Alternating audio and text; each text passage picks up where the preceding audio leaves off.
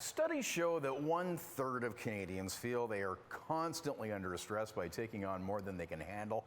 To talk more about that stress, but also improving the environment and through leadership is Eva Havaris, the Executive Vice President and Chief of Staff for the York United Football Club and founder of the Leadership Mindset by Design. Thanks so much for joining us this morning. Good morning, Bob. How you doing? Good, good. So Leadership Mindset by Design, you created this at the onset of the pandemic, as many of us has pivoted. And what was the motivation behind this, and what is it exactly? Yeah, I mean, the motivation essentially is there are some aspects about mindset that are out there already. But one of the things that's not talked about a lot is developing a leadership mindset.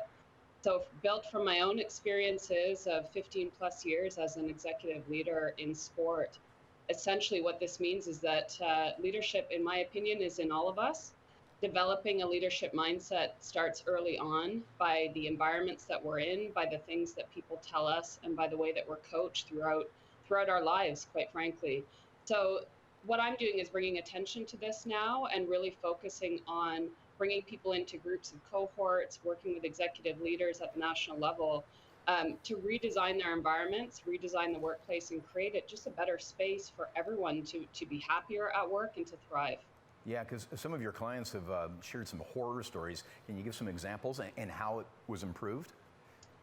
You know, the thing I've learned across, what's interesting is that at the end of the day, no matter the examples they've come forward with, it's that the words that have been used to describe them, whether that's been at the hands of, a leader that just doesn't understand how to develop people's potential and doesn't understand how to bring sort of strong people around them to thrive. So really, it's just been about changing the narrative, becoming really authentic about who they are and what their own leadership style is and what their gifts are to go forward. So whether that's them going forward in the environments that they're currently in, or them starting to understand that, you know what, my strengths are actually better suited to a different environment. And so I need to start making changes. And I have the ability and the free will to do that at any point in time.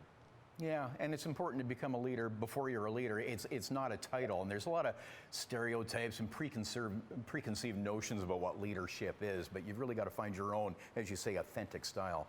Yes, absolutely.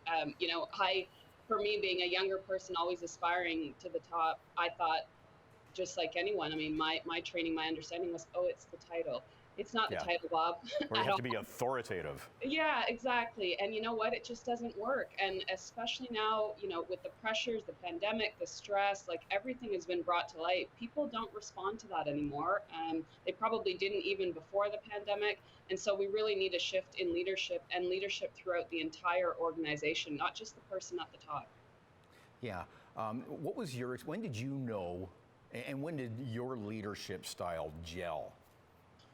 Yeah, I actually did a presentation about 2 weeks ago, which, on the spot, I was kind of thinking that very thing through. But essentially, it started when I was very young, particularly in sports. You find yourself in team environments, or you find yourself having to push yourself, push others around you. So it kind of started young. And I think the building blocks of it have really been to get super clear about what my values are, to get really clear about who I am authentically. So not trying to change who I am because it's going to make some other people more comfortable with themselves. I think that's been a really big part of it.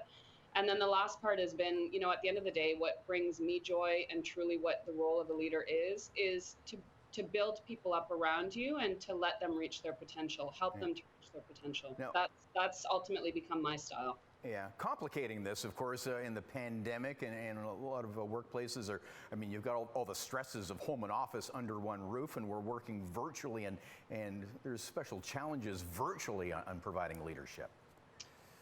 Yeah, a lot of people have talked about that, but at the end of the day, we're talking about people, we're talking about, human beings that need to be cared for, need to feel safe, and need to feel respected, right? And so at the end of the day, whether that's virtually connecting with your people or doing that in the office, it's actually just taking the time to prioritize that first and foremost.